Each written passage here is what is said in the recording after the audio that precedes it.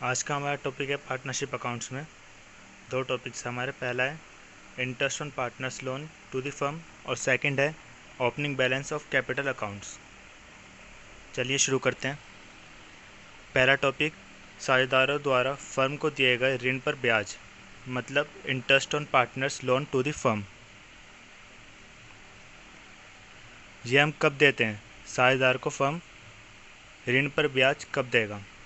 जब साझेदार द्वारा फर्म को दिए जाने वाले ऋण पर फर्म द्वारा एक निश्चित दर से ब्याज दिया जाता है। एक निश्चित दर पे ब्याज देगी फर्म साझेदार को उसके ऋण के ऊपर। प्रायः ब्याज की दर का उल्लेख साझेदारी संलेख में होता है। जो साझेदारी संलेख होती है, हमारी पार्टनरशिप डीड होती है, उसके अंदर दिया हुआ होता है कि कितने दर से हम उसको उसके ऋण के ऊपर ब्याज देंगे पार्टनर को। परंतु साझेदारी संलेख के अभाव में ऋण की राशि पर 6% प्रति वर्ष की दर से ब्याज दिया जाता है। लेकिन अगर साझेदारी संलेख में कुछ भी इसका उल्लेख ना किया गया हो, मतलब कि अगर पार्टनरशिप डीड में कुछ भी नहीं दिया हुआ ऋण पे ब्याज के ऊपर, तो हम 6% प्रति वर्ष की दर से ब्याज लगाएंगे। चलिए एक एग्जांपल कर लेते हैं इसका। पहले इसका सूत्र देख लेते हैं।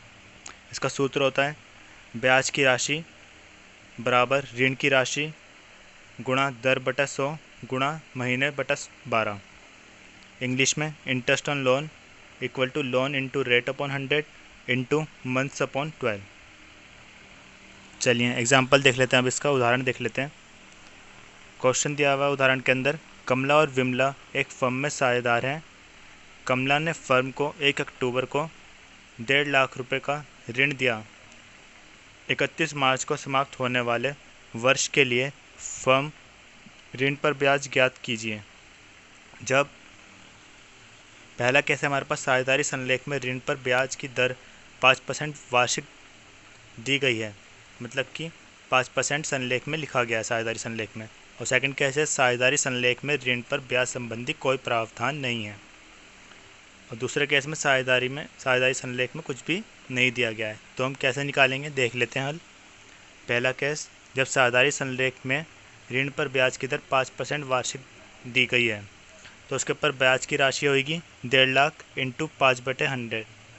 5/100 क्यों करा हमने? क्योंकि हमारे पास रेट कितना था, 5% का। इंटू में 6/12, 6/12। 6/12 क्यों किया? क्योंकि उसके पास 6 महीने के लिए उसने ऋण दिया। 1 अक्टूबर से हमारे पास 31 मार्च तक कितने महीने होगा? 6 महीने। तो हमने 6/12 किया पहले वाले में, और 5% की रेट लगा दी। तो फिर कितना हो गया हमारे पास? 3,750 रुपये हमारे पास आंसर आ गया। सेकंड केस क्या था? साझेदारी संलेख में ऋण पर ब्याज संबंधी कोई प्रावधान नहीं है। सेकंड केस ये आ गया कि इसके पास साझेदारी संलेख में कुछ भी प्रावधान नहीं दिया गया है। तो इस दिशा में हम क्या करेंगे? इस दिशा में हम 6% वार्षिक दर से ब्याज देंगे।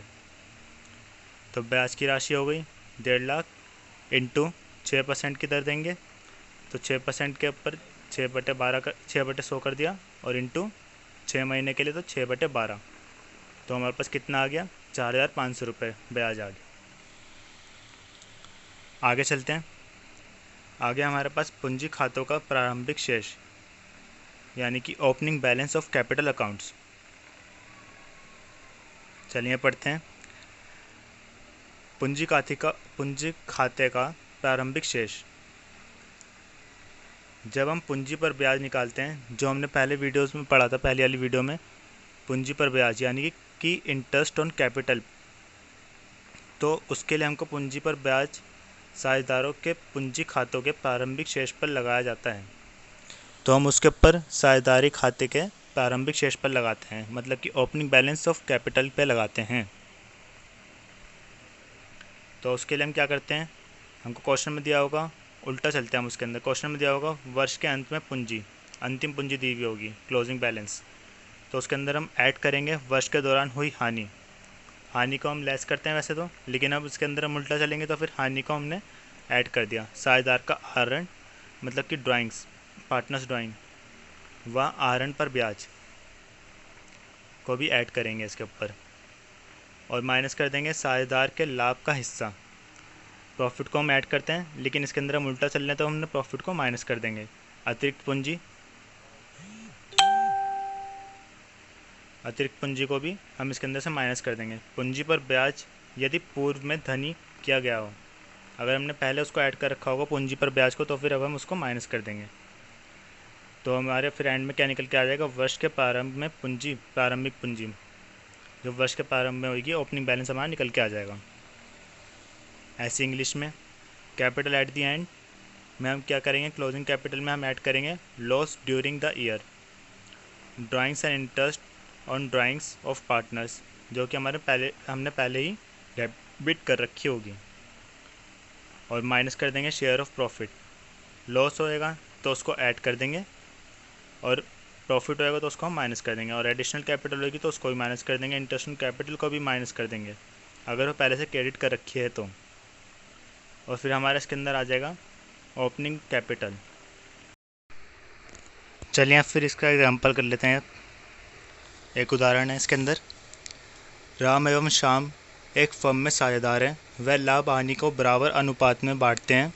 राम एवं श्याम की वर्ष के अंत में 31 मार्च 2015 को अंतिम पूंजी क्रमशः 1,20,500 एवं 1,50,200 है। निम्न समायोजनाओं की सहायता से उनकी 1 अप्रैल 2014 को प्रारंभिक पूंजी की गणना कीजिए।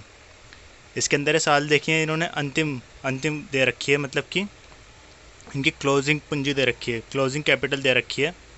साल देखिए 2015 है और हमको 2014 पे आना है, मतलब कि हमको उल्टा प्रोसेस चलाना पड़ेगा। और कुछ एडिशनल इन्फॉर्मेशन दे रखी है। पहले दे रखा है वर्ष के दौरान राम ने 5,000 एवं श्याम ने 8,000 व्यक्तिगत प्रयोग हेतु निकाले, मतलब ड्राइंग्स करी है, राम ने 5,000 और श्याम ने 8,000। राम को आहरण पर 500 एवं श्याम को आहरण पर 800 का ब्याज प्राप्त हुआ। राम को इंटरेस्ट ऑन ड्राइंग्स मिला है 500 रुपये और शाम को इंटरेस्ट ऑन ड्राइंग 800 रुपये। थर्ड थिंग दे रखी है, वर्ष के दौरान हुए लाभ को धनी किया गया, मतलब कि ऐड किया गया है। इस 1,20,500 में राम के 5,000 रुपये भी ऐड है और शाम के ही 5,000 रुपये ऐड है, 1,50,200 में। देखिए अब हल देख लेते हैं इसका।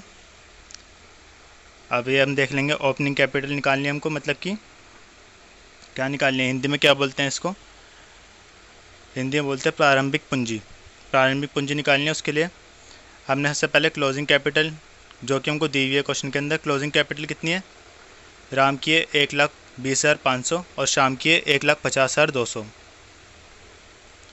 हमने इसको लिख लिया और फिर इसके अंदर ड्राइंग्स ऐड कर ली। ड्राइंग्स मतलब कि हिंदी में आहरण, आहरण कितना है दोनों का, राम का है 5,000 और शाम का है 8,000।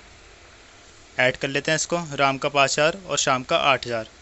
और फिर इंटरेस्ट ऑन ड्राइंग्स मतलब कि आहरण पर ब्याज, आहरण पर ब्याज राम का कितना है 500 रुपये और शाम का है 800 रुपये।